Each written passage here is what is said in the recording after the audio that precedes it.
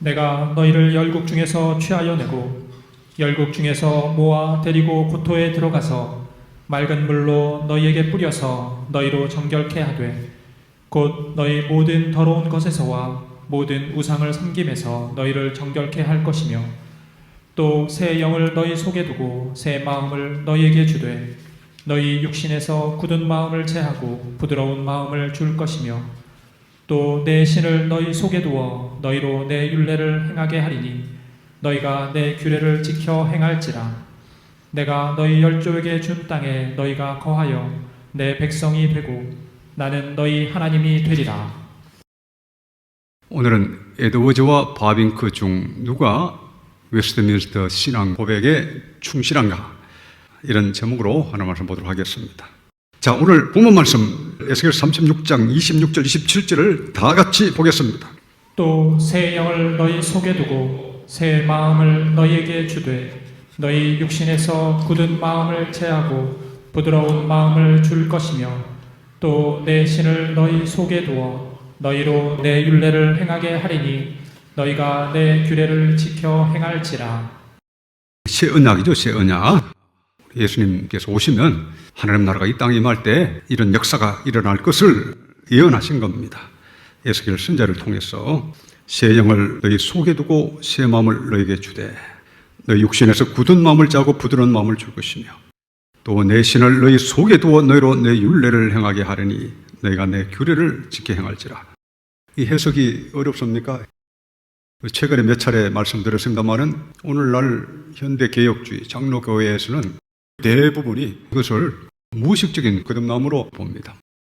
거듭남을 우리 청교도들, 우리 장로교회 신앙 선조인 청교도들은 이게 실질적으로 체험적으로 이루어진다, 이 체험적 거듭남을 강조했지만 현대개혁주의는 놀랍게도 이걸 비체험적인 것으로 보는 거예요. 에스겔서 36장 26절 17절 이런 말씀을 이 체험적인 은혜, 체험적 거듭남으로 이해하지 않는 게 참 놀랍죠. 오늘 에드워즈와 바빙크 중 누가 웨스트민스터 신앙 고백에 충실한가? 거룩한 구원 먼저 한번 봅시다. 거룩한 구원 485쪽 웨스트민스터 신앙 고백에는 거듭남을 어떻게 설명했느냐? 자, 제 10장 보겠습니다. 제 10장 효과적 부르심. 웨스트민스터 신앙 고백서는 도르트 신조와 같이 중생과 회심을 같은 것으로 보았다. 부르심, 중생, 회심을 동일한 사건으로 설명했다. 1. 하나님께서는 생명을 얻기로 예정된 모든 사람을 그들만을 그가 지정하신 적당한 때에 그의 말씀과 성령에 의하여 본성상 죄와 죽음에 처해 있는 상태로부터 예수 그리스도로 말미암은 은혜와 구원으로 부르신다. 그렇게 하실 때에 하나님께서는 그들이 하나님에게 속한 일들을 이해할 수 있도록 이들의 마음에 영적으로 구원하시는 조명을 주시고 돌과 같이 굳은 마음을 살과 같이 부드러운 마음으로 만드시고 저들의 의지를 새롭게 하사 그의 전능하신 권능에 의하여 선한 것을 결심하게 하시고 효과적으로 이들을 예수 그리스도께로 이끄신다. 이때에 그들은 하나님의 은총에 의하여 자원하여 나오게 되어 있으므로 그들은 가장 자유롭게 나오는 것이다. 예, 이것이 웨스트민스터 신앙 고백서에서 말하는 거듭남입니다. 이 청교도들은 거듭남과 회심을 같은 것으로 보았습니다. 오늘 제목이 조나단 에드워즈와 헤르반 바빙크 중 누가 웨스트민스터 신앙 고백에 충실한가, 이 제목인데요. 여러분 잘 아시는 것처럼 조나단 에드워즈는 청교도 신학의 완성자요, 미국 1차 대각 운동의 주역입니다. 헤르만 바빙크는 아브라함 카이프와 더불어서 신칼빈주의를 대표하는 신학자입니다. 특별히 이 바빙크는 조직신학자로 유명합니다. 아주 방대한, 아주 두꺼운 조직신학책을 저술해서 지금 현대개혁주의에서는, 개혁주의 세계에서는 가장 큰 영향을 미친 조직신학자라 할 수 있습니다. 개혁주의 교회, 개혁주의 교회 안에는 개혁교회도 있고 장로교회 이렇게 있습니다만 어쨌든 개혁주의 교회라고 그러면 우리 장로교회라 이렇게 생각하면 됩니다. 이 장로교 이 세계에서 지금 가장 큰 영향을 미치고 있는 그 신학자들이 아브라함 카이프, 헤르만 바빙크, 또 루이스 볼코프 이런 분들이에요. 그래서 이 바빙크는 1854년에 출생해서 1921년에 세상을 떠났습니다. 지금 신학교 가면 바빙크 책을 주로 많이 봅니다. 그리고 볼코버 책. 지금 현대개혁주의에 지대한 영향을 미친 신학자라 이렇게 보면 됩니다. 그래서 이 바빙크의 이름 여러분 알고 계시는 게 중요합니다. 제가 AI한테 물어봤어요. 채트 GPT에게 조나단 에드워즈와 히르만 바빙크 중 누가 웨스트민스터 신앙 고백에 충실한가? 이렇게 물었습니다. 여러분 어떻게 답을 했겠습니까? 이런 질문을 누가 잘 하지 않죠. 조나단 에드워즈와 히르만 바빙크 중 누가 웨스트민스터 신앙 고백에 충실한가? 여러분 AI가 뭐라고 대답했겠습니까? 자, 이렇게 AI가 답을 했습니다. 길게 답을 했는데 종합 결론 여기 AI가 답한 것을 제가 읽어드립니다. 헤르만 바빙크가 형식적으로는 웨스트민스터 신앙 고백의 문장 구조에 더 충실합니다. 왜냐하면 웨스트민스터 신앙 고백은 중생의 선행성과 하나님의 주권적 사역을 강조하기 때문입니다. 그러나 조나단 에드워즈가 웨스트민스터 신앙 고백의 체험적 목적을 더 충실히 구현했다고 평가할 수도 있습니다. 나름대로 이 AI는 객관적으로 합니다. 입력된 걸 이야기하는 거예요.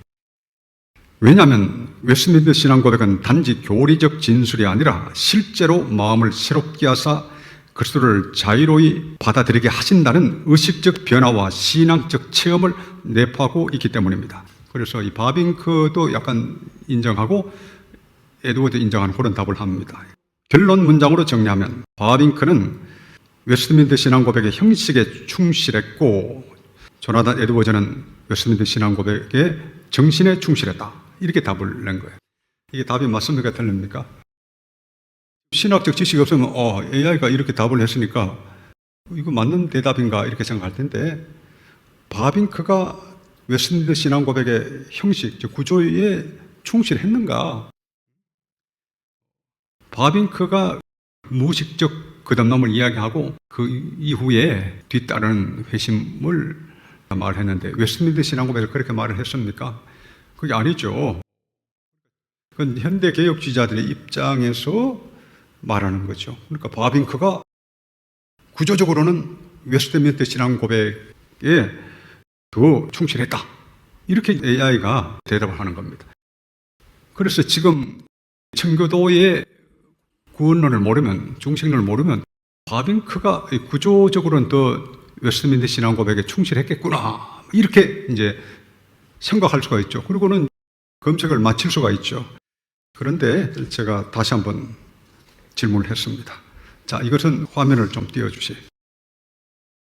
제가 다시 한번 AI에게 질문을 했습니다. 자, 읽어주세요. 하나님께서 기뻐하신 때에 중생 자체는 이미 하나님의 주권적 시간에 일어나 중생이 무의식적 선행 웨스트민스터 신앙 고백에 나오는 하나님께서 기뻐하신 때에는 여러분 아까 보셨죠? 웨스트민스터 신앙 고백. 자, 거룩한 구원표 보세요. 여기는 그가 지정하신 적당한 때 이 구절입니다. 바빙크는 중생 자체는 이미 주권적 시간에 일어났고 중생이 무의식적 성향으로 된 것이다. 이렇게 주장했다. 그렇기 때문에 바빙크가 웨스트민스터 신앙 고백의 구조에 더 부합된다. 이렇게 이제 앞에 쭉 AI가 설명을 해요. 저 전체 내용을 다 하지 않고 중간중간을 빼고 지금 보여드린 겁니다. 바빙크가 그렇게 말을 했는데 그게 웨스트민스터 신앙 고백서와 구조가 더 맞지 않느냐. AI가 이렇게 주장하길래 제가 그걸 그대로 캡처를 하고 대시를 하고 이제 질문을 합니다. 자, 읽어주세요. 청교도들은 전혀 이런 사상을 가르친 적이 없는데 이 구조가 더 청교도들이 작성한 WCF와 비슷하다고 할 수 있나? 하나님이 기뻐하신 때에는 부르시는 역사가 하나님이 기뻐하시는 때에 일어난다는 것이지 무의식적 중생을 말하는 것이 아니지 않나? 네, WCF가 웨스트민스터 신앙 고백입니다. 여기 보면 하나님이 기뻐하신 때에는 부르시는 역사가 하나님이 기뻐하시는 때에 일어난다는 것이지 이때 무의식적 중생이 일어난다는 말은 아니지 않느냐. 이렇게 이야기하니까 AI가 이제 꼬리를 탁 내렸는데 그걸 한번 봅시다. 자, 읽어주세요. 맞습니다. 지금 지적하신 부분이 핵심입니다. 제가 이전에 바빙크가 WCF 구조와 더 가깝다고 말하면서 무의식적 중생을 구조적으로 WCF와 연결한 것은 조금 과도한 일반화였습니다. 예, 금방 꼬리를 확 내리잖아요. 그것은 조금 과도한 일반화였습니다. 이렇게 꼬리를 금방 내립니다. 그러니까 이 지금 기계가 아주 사랑스럽습니다. 인간들하고 하면 이 대화가 이 정도 안 됩니다. 막 계속 쉽게 막 헛소리를 계속 하기 때문에 변론, 정말 끝없는 변론이 되는데 AI는 그 자리에서 딱 꼬리를 내렸습니다. 자, 또 읽어주세요. 조금 더 정확하게 짚어보면 다음과 같습니다. 1. WCF 10장 1절에 하나님께서 기뻐하신 때의 의미. WCF 원문에서 하나님께서 기뻐하신 때에는 단순히 하나님의 주권적 시간을 말합니다. 여기서 강조하는 것은 중생이 하나님의 뜻과 계획 안에서 이루어진다는 것이지 그 중생이 인간이 의식하지 못하는 무의식적 사건이다라는 뜻이 아닙니다. 즉, WCF 작성자들이 의도한 것은 효과적 부르심과 중생은 하나님의 주권 안에서 이루어지는 사건이지만 체험적 실제, 의식적 변화를 포함합니다. 예, 설명을 잘하고 있죠. 두 번째 점을 보시면 여기서 강조하는 것은 중생이 하나님의 뜻과 계획 안에서 이루어진다는 것이지 그 중생이 인간이 의식하지 못하는 무의식적 사건이다라는 뜻이 아닙니다.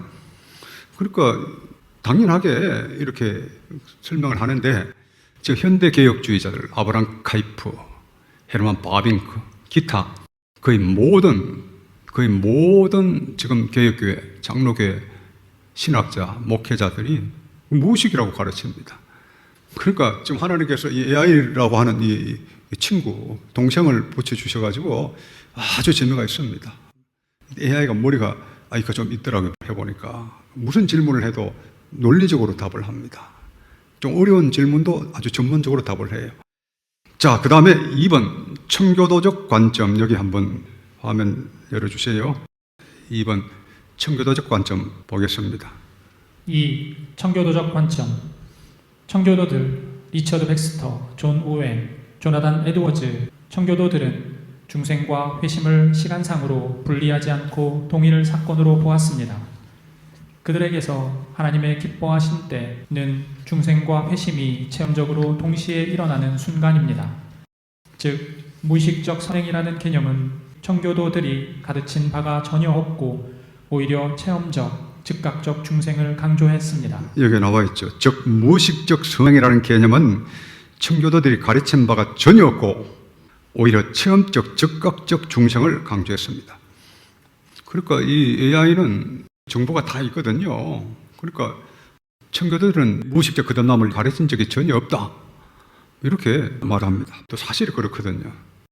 우리 지난 2차례 걸쳐서 말씀드렸지만 오늘은 거의 전부 웨스트민스터 신앙 고백서를 해석할 때 무의식적인 거듭남을 말하는 거다, 뭐 이런 식으로 해석을 합니다. 참.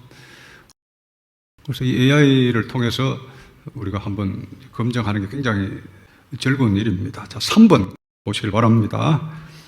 3. 바빙크와 WCF 비교에서의 오류.